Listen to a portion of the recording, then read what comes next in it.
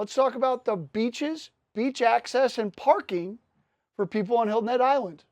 Let's start on the south side of the island. So we'll start at the Sea Pines Beach Club. Yes, you have to get into Sea Pines, but a lot of people are staying there. And you can always pay to get through the gate. The parking, you had told me, I guess, from like the end of March to the beginning of September.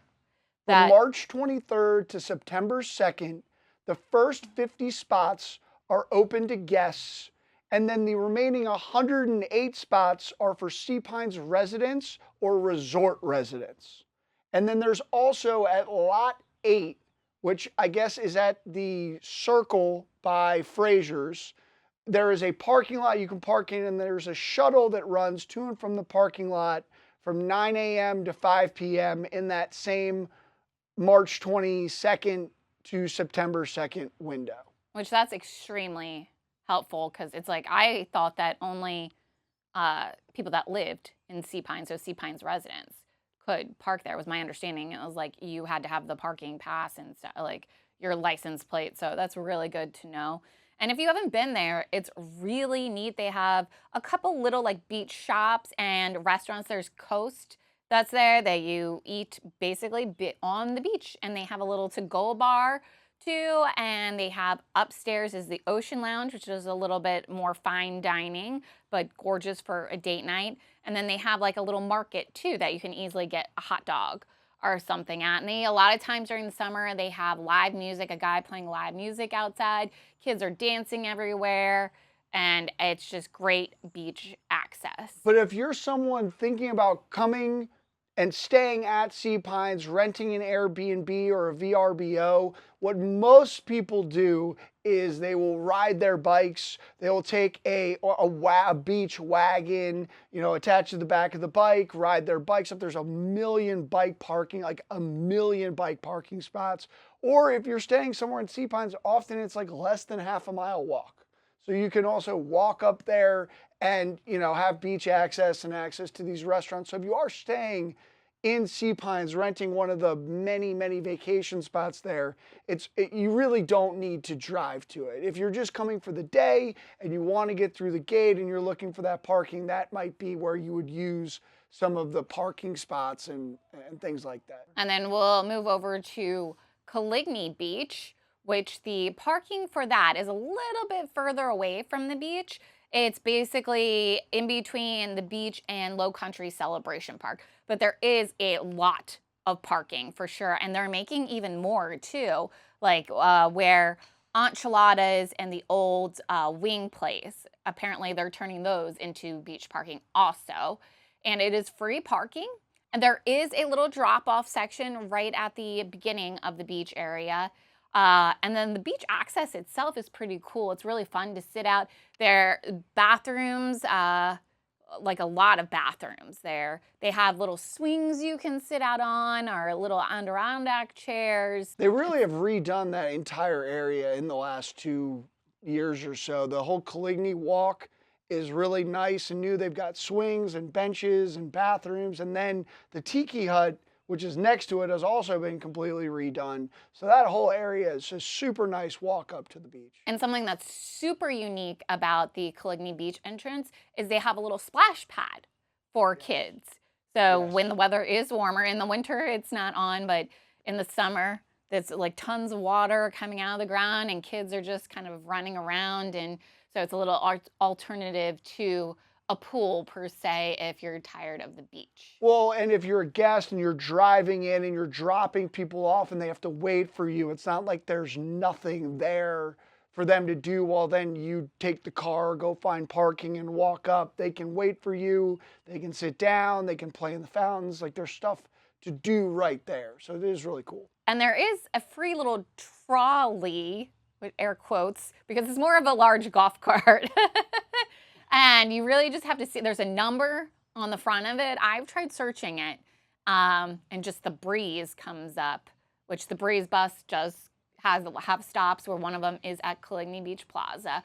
But there is a free little golf cart that if you see it, there's a number on the front and you can call that. But that's also probably the most popular beach too. So it definitely gets crowded. And when you're at Coligny Beach, you've got the shops at Coligny Plaza. You've got the shops right there, like right as you come out, right next to the beach. There's some restaurants to eat at. There's some stores to shop at. There's what's the pool bar gyms is right there. There's really a lot of stuff right there of all the places.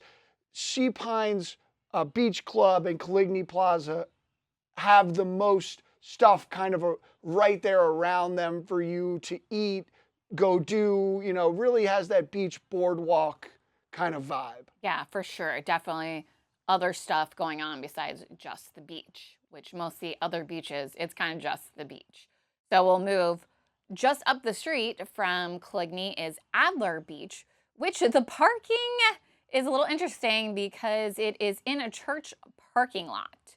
And I believe it's metered too. So there aren't that many spots. And you do have to cross over the street.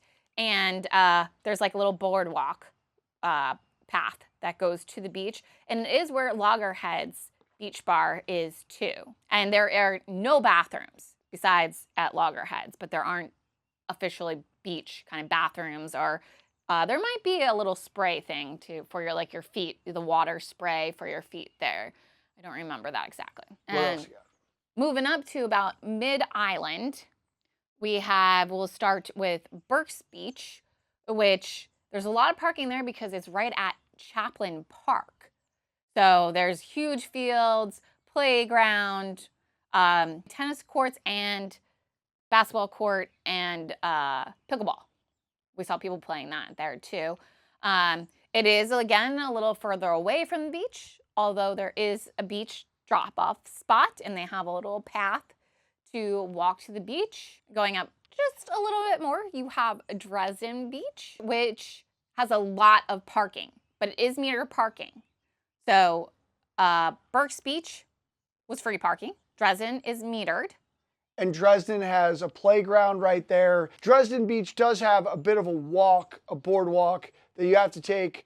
It's a decent walk from the parking lot to the beach. Probably the longest walk of all of the beaches from the parking lot to the beach. But tons of parking, playground, pretty easy to access, right in the middle of the island. It has a lot of parking, and I think it's one of the few that has vending machines. Yes, it does. So they also have bathrooms, and I think a vending machine too. Yes. So that's nice. Going up just a little bit more, you have Folly Beach, which probably has the smallest parking lot. It's like a little L shape. It's not very big. It was the first beach that we went to because we got free parking with where we lived. And we thought that's how the parking was with all the other beaches. And then we went to the other beaches and we're like, whoa, there's so much more parking. Yes, yes, it's not even close. Dresden and Burkes Beach, much, much larger parking lots, for sure. But they do have bathrooms, and they have a little wash and water fountains there too. And we like to take the dogs there because our dogs go crazy on the boardwalk, and it's one of the shorter walks from the parking lot to the beach. So that's usually where we end up taking the dogs. And it's a little more residential around it, is like houses and stuff too. So I think it's a lot of the people that are staying there or living there that go to that beach. And up the street from them a little bit is Islanders Beach, where that is mainly for residential. It's residential parking, but they do have, I think it's like 30 metered spots to the side.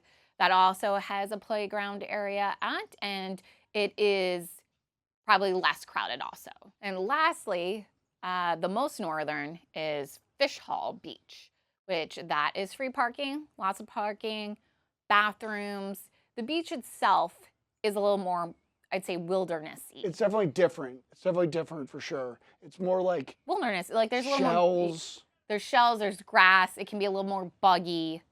But if you go at very low tide, it's really, really cool. It's like miles of no water. The water is just so far out, and you can walk so far out. There might be little puddles, but it's really, really neat. It's definitely different than the other beaches. And we're doing the best we can to describe these beaches, but if you really want to see them and really see what we're talking about, you can go check out our YouTube video on our YouTube channel, Hilton Head to Live In, and we've got a full ultimate beach guide to everything about the beaches in Hilton Head Island.